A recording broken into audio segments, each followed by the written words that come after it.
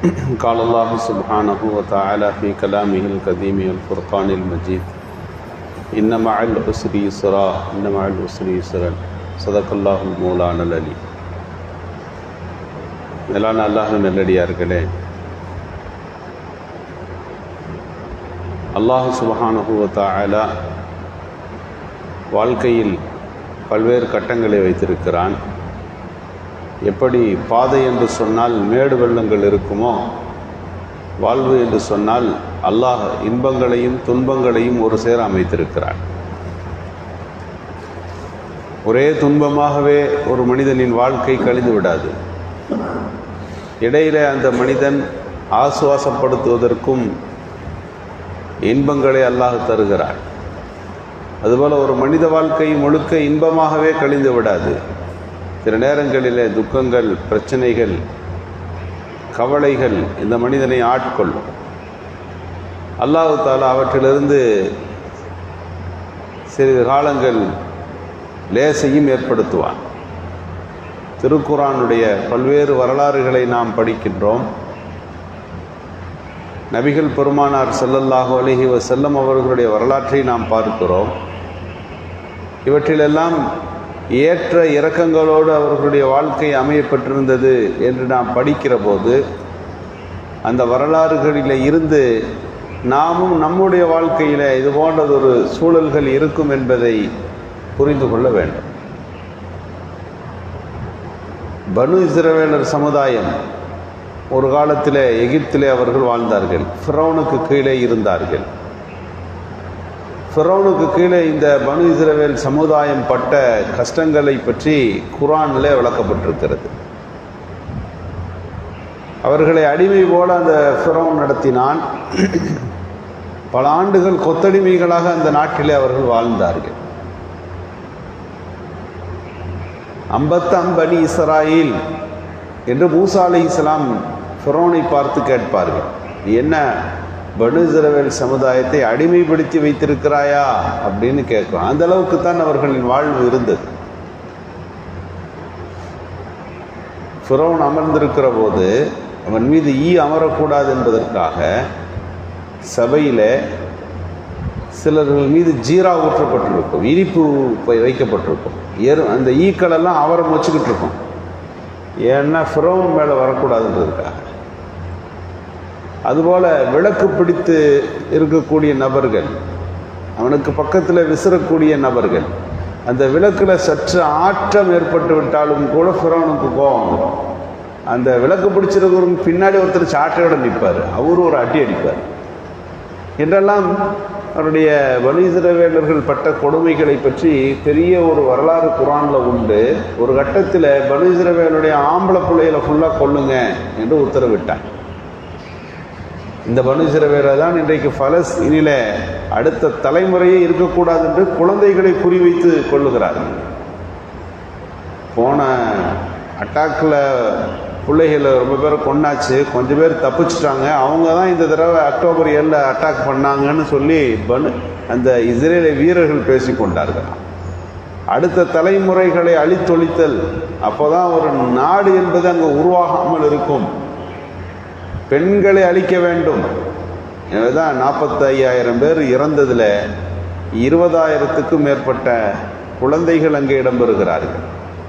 எல்லாம் 1 வயசு குழந்தை, 2 வயசு குழந்தை. இதே செயலைத்தான் ஃபிரௌன் அன்னைக்கு செஞ்சான். எல்லா ஆண் குழந்தைகளையும் கொன்றொழித்தான். இந்த கஷ்டங்கள் ஒரு கட்டத்தில் அவர்கள் போய்கொண்டே இருந்தது. அல்லாஹ் தஆலா அடுத்தவர்களுக்கு ஒரு வாழ்வை ஏற்படுத்தினான். அல்லாஹ் மூசா அலைஹிஸ்ஸலாம் அனுப்பி அவர்களை எல்லாத்தையும் மீட்டுட்டு வர சொன்னான். அவங்கள எல்லாத்தையும் பனு இஸ்ரவேலர்களெல்லாம் எகிப்திலேருந்து கூப்பிட்டுவாங்க. கூப்பிட்டுட்டு வந்து அவர்களை நிம்மதியாக ஒரு பூமியில் வாழ வையுங்கள். யாரை அந்த பனு இஸ்ரவேலர்கள் என்று நான் சொல்கிறேன்னா, இன்னைக்கு இருக்கிற இந்த யூதவர்களை சொல்வதில்லை, மூசா அலைஹிஸ்ஸலாமை ஈமான் கொண்டிருந்த முஸ்லீம்களை பற்றி பேசுகிறோம். அவர்களை அழைத்து கொண்டு வந்து நிம்மதியாக ஒரு இடத்தில் வாழ வைத்தார்கள். அந்த வாழ்க்கையில் அவர்களுக்கு நிம்மதி கிடைத்தது. ஒரு காலம் ஃபிரௌனுடைய பல ஆண்டுகள் அடிமை.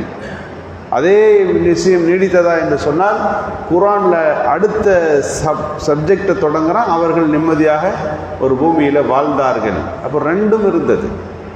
நபிகள் பெருமானாருடைய வாழ்க்கையை பாருங்களேன். மக்காவில் 13 ஆண்டுகள் பட்ட துன்பங்கள், துயரங்கள், பெரிய அளவிற்கு பெருமானார் ஸல்லல்லாஹு அலைஹி வஸல்லம் கஷ்டப்பட்டார்கள். தௌர் குகையிலே அவர்கள் இருந்தபோது சுற்றி வளைக்கப்பட்டு கொல்ல முற்படுகிறார்கள். ஊரில் இருக்கிற போது பெருமானார் ஸல்லல்லாஹு அலைஹி வஸல்லம் அவர்களை கொல்ல முற்பட்டு பல இளைஞர்கள் ஒன்று திரண்ட போதுதான் உங்களை கொல்லுவதற்கோ சிறை பிடிப்பதற்கோ நாடு கடத்துவதற்கோ இந்த மக்கள் முடிவெடுத்து விட்டார்கள் அப்படின்னு குர்ஆனில் வசனம் வந்தது. உடனே அல்லாஹ்வுடைய உத்தரவு, இங்கிருந்து போயிடுங்க. நபி ஸல்லல்லாஹு அலைஹி வஸல்லம் மக்காவில் இருந்து விரண்டு ஓடுகிறார்கள். காபத்துல்லாவை பார்த்துவிட்டு சொன்னார்கள், இந்த கூட்டம் என்னை வெளியேற்றாவிட்டால் இந்த பூமியை விட்டு நான் வெளியேற மாட்டேன் அப்படின்னு சொல்லி துக்ககரமான வாழ்க்கையின் பாதைகள் ஒரு பக்கம் இருந்தது. 1 வருஷம் 2 வருஷம்லாம் இல்லை, 13 வருஷ காலம். அதற்கு பிறகு அல்லாஹ் தஆலா என்ன செய்தான்? மதீனா என்ற பூமியை கொடுத்தான்.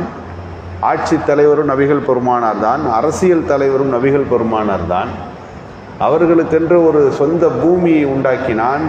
மஸ்ஜித் நபவியை, அது ஒரு பார்லிமெண்ட் மாதிரி அது அமைய பெற்றது. நபிகள் பெருமானார் ஸல்லல்லாஹு அலைஹி வஸல்லம் அவர்களுக்கு இஸ்லாமிய படை ஒன்று உருவானது. இங்கே பெருமானார் ஸல்லல்லாஹு அலைஹி வஸல்லமுடைய வாழ்க்கை அப்படி அடுத்த 2ஆம் பகுதியாக நாம் பார்க்கிறோம். அதனால தான் ஹிஜ்ரத்துன்னு நம்ம சொல்கிறோம். ஹிஜ்ரத் ஏன் முக்கியமாக ஹிஜ்ரி ஆண்டுன்னு சொல்கிறோம்னா, 13 வருஷம் ரசூலுல்லாஹ் பட்ட, முஸ்லீம்கள் பட்ட துன்பங்களிலிருந்து விடுதலை அடைந்து மிகச்சிறந்ததொரு முன்னேற்றத்தை, முஸ்லீம்களுக்கென்ற ஒரு பூமி கிடைத்ததைத்தான் நாம் இங்கே ஹிஜ்ரத்துன்னு சொல்கிறோம். அங்கே 2 வாழ்க்கையும் இங்கே பொருத்தி பார்க்க வேண்டும். ஒரு காலம் வரை கஷ்டம், அல்லாஹ் தஆலா அதற்கப்புறம் ரிலீஃபை கொடுத்தான். இயல்பிலைய மனித வாழ்க்கையில் 2 தரப்புகளையும் அல்லாஹ் வைத்திருக்கிறான் என்பதை புரிந்து கொள்ள வேண்டும். ஒரு கட்டம் இருந்தது, ரசூலுல்லாவுக்கு மக்காவுக்குள்ளே போகிறதுக்கு 3 நாள் மட்டும்தான் அனுமதி. 3 நாளைக்கு மேலே மக்காவில் இருக்கக்கூடாதுன்னு சட்டம். உம்ரா போகிறப்பயே ஹஜ்ஜுடைய சூழ்நிலை எப்படி இருக்கும்? 3 பேர் அந்த 3 நாளைக்கு மேலே தங்கக்கூடாது, ஆயுதம் வச்சிருக்கக்கூடாது, பல சட்டங்களோடு விதிகளோடு பல கட்டளைகளோடு நபிகள் ஸல்லல்லாஹு அலைஹி வஸல்லம் அவர்கள் அந்த மதீனாவுக்குள்ளே மக்காவுக்குள்ளே வந்துட்டு தங்காமல் போயிடணும் அப்படின்னு இருந்துச்சு சட்டம். ஒரு கட்டம் வந்தது ஹிஜ்ரி 8 1,00,000 சஹாபிகளோடு நபிகள் ஸல்லல்லாஹு அலைஹி வஸல்லம் மக்காவுக்குள்ளே பிரவேசிக்கிறார்கள். மக்காவில் நிம்மதியாக இருக்கிற ஒரு சூழல் வருகிறது. ஹஜ்ஜு செய்கிறார்கள். உம்ராவுக்கு அவ்வளோ பிரச்சனை. இங்கே பல நாட்கள் தங்கி, பல மாதங்கள் தங்கி ஹஜ்ஜை நிறைவேற்றி நபிகள் ஸல்லல்லாஹு அலைஹி வஸல்லம் அந்த மக்காவில் இருக்கிற ஒரு சூழலை அல்லாஹ் ஏற்படுத்துகிறார். 2 நிலைகளும் ஒரே மனிதனுடைய வாழ்க்கையிலே நடக்கும். சோதனைகள் ஏற்படும். அந்த சோதனைகளிலிருந்து விடுதலை செய்து அல்லாஹ் அவர்களுக்கு சுபிட்சமான வாழ்க்கையை வழங்கினான் என்ற திருக்குர்ஆனின் வரலாறுகளை படிக்கின்ற போது நம் வாழ்க்கையில் ஏற்பட்டிருக்கக்கூடிய எவ்வளவு சோதனைகளாக இருந்தாலும் அந்த சோதனைகள் ஒரு கால் மறையும். இருட்டு எப்படி சூரிய வெளிச்சம் வருகிற போது மறைந்து போகிறதோ, துன்பங்களும் துயரங்களும் ஒரு கட்டம் அல்லாஹ் அவற்றை நீக்கி அந்த மனித வாழ்க்கையில் சுபிட்சத்தை ஏற்படுத்துகிறான். எனவே எந்த நேரத்திலும் மனம் தளராமல் அல்லாஹ்வினுடைய அருளை, அல்லாஹ்வின் உதவியை, அவன் கருணையை நாம் தேடிக்கொண்டே இருக்க வேண்டும். அவன் நம் மீது இரக்கப்படுவதை அல்லாஹ்விடத்திலே நாம் துவாக்களாக செய்து கொண்டிருக்க வேண்டும். அல்லாஹ் சுப்ஹானஹு வ தஆலா நமக்கு ஏற்பட்டிருக்கக்கூடிய பல்வேறு சோதனைகள், சிக்கல்களிலிருந்து விடுதலை தந்திரல் புரிவானாக.